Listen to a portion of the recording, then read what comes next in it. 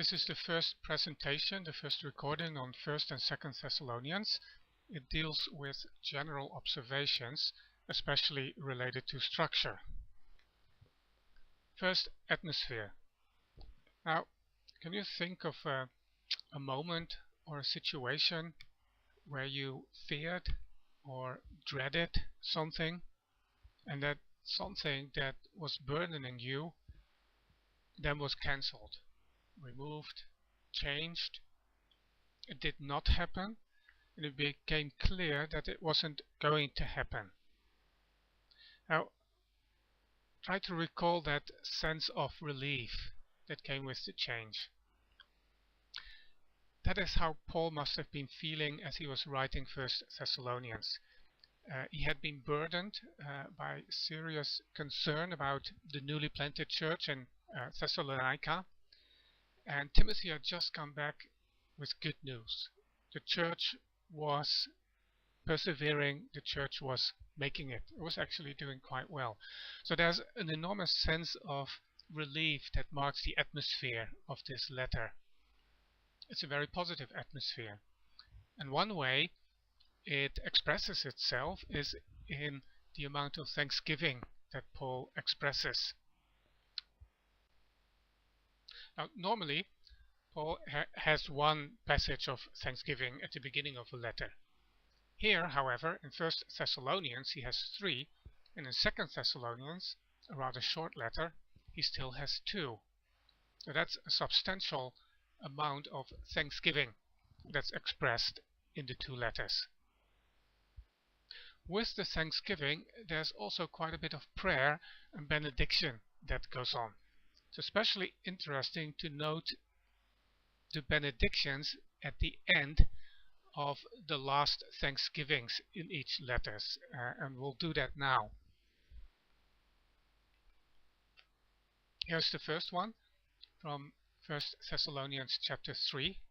May the Lord make you increase and abound in love for one another and for all, as we do for you, so that He may establish your hearts blameless in holiness before our God and Father. Now, there's an interesting closing benediction in chapter 5, a well-known verse that parallels this benediction. Let's have a look at that one as well before we move on to 2nd Thessalonians. Oh, may the God of peace Himself sanctify you completely. May your whole spirit and soul and body be kept blameless at the coming of our Lord Jesus Christ. And then the key benediction at the end of the second and last thanksgiving in 2nd Thessalonians. Now may our Lord Jesus Christ Himself and God our Father, who loved us and gave us eternal comfort and good hope through grace, comfort your hearts and establish them in every good work and word. Here too there's an additional benediction, not quite at the end, that parallels this one in some ways. May the Lord direct your hearts to the love of God and to the steadfastness of Christ. So that's the atmosphere and the thanksgiving prayer that goes on here. It includes some of the key terms to which we'll return at a later point. Now let's look at this theme of the second coming. The term itself doesn't appear in the letter, second coming, but clearly Paul refers to it a number of times. Mostly he simply uses the term coming, the coming of our Lord, the coming of Jesus Christ. This lists the passages in 1st Thessalonians. Of course there's also several in 2nd Thessalonians. I wonder if you look at this list, if you notice something.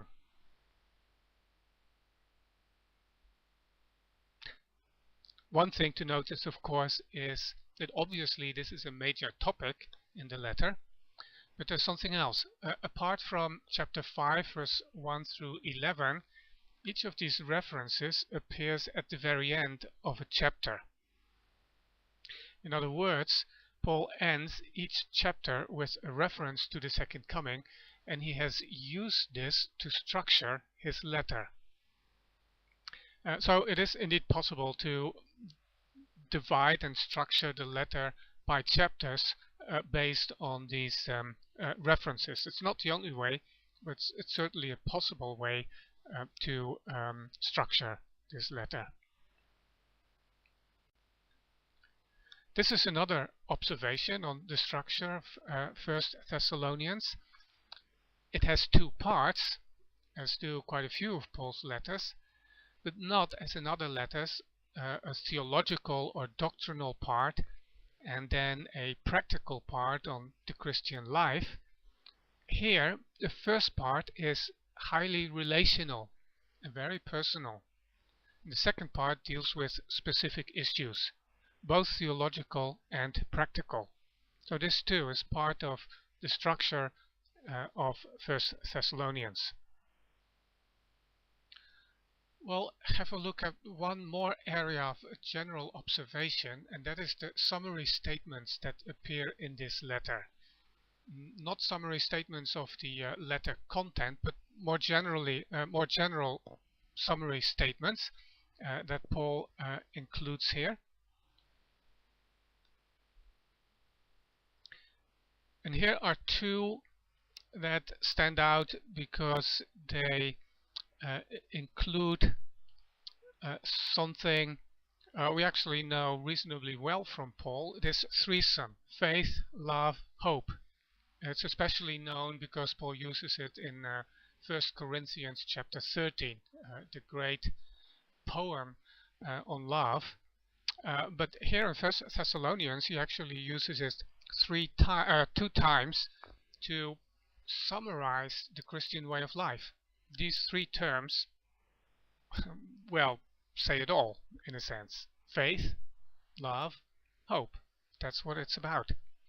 Interestingly, Paul here uses sort of a forerunner of the spiritual armor analogy that he's going to use much more extensively in Ephesians chapter 6 by speaking of the breastplate of faith and love, and then the helmet of the hope of salvation in chapter 5. With this, Paul gives the new believers in Thessalonica a simple formula to remember what the Christian life is all about. Let's look at a few more and then try to see what they're really about. You turn to God from idols to serve the living and true God. You wait for His Son from heaven, whom He raised from the dead, Jesus, who delivers us from the wrath to come. Walk in a manner worthy of God, who calls you into His own kingdom and glory. God has not destined us for wrath, but to attain salvation through our Lord Jesus Christ, who died for us so that whether we are awake or asleep, we might live with Him. God chose you as the first fruits to be saved through sanctification by the Spirit and belief in the truth, as another way of summarizing the Christian life. To this He called you through our gospel, so that you may obtain the glory of our Lord Jesus Christ. God our Father, who loved us and gave us eternal comfort and good hope through grace. Now, such general summary statements are typical of Paul, but there's especially many in 1st and 2nd Thessalonians. And that makes sense, because he's writing to new believers and he's reminding them of, well, of what? Really of the gospel, and what it means to live in the gospel, and what the aim and end result of the gospel is. And so these statements summarize that, the gospel, and remind the readers of what they have begun to believe in. The interesting thing to notice is how many of these statements focus on either God or Jesus and then add something about them. Look at the following example. It's about God and Jesus Christ, and often Paul will then add something beginning with who. Jesus Christ, who died for us, so that whether we are awake or asleep, we might live with him. So in most of these summary statements, it's actually God or Jesus who's the one taking the initiative, who's the one acting. It's what God or Jesus did or does or will do for us, for believers.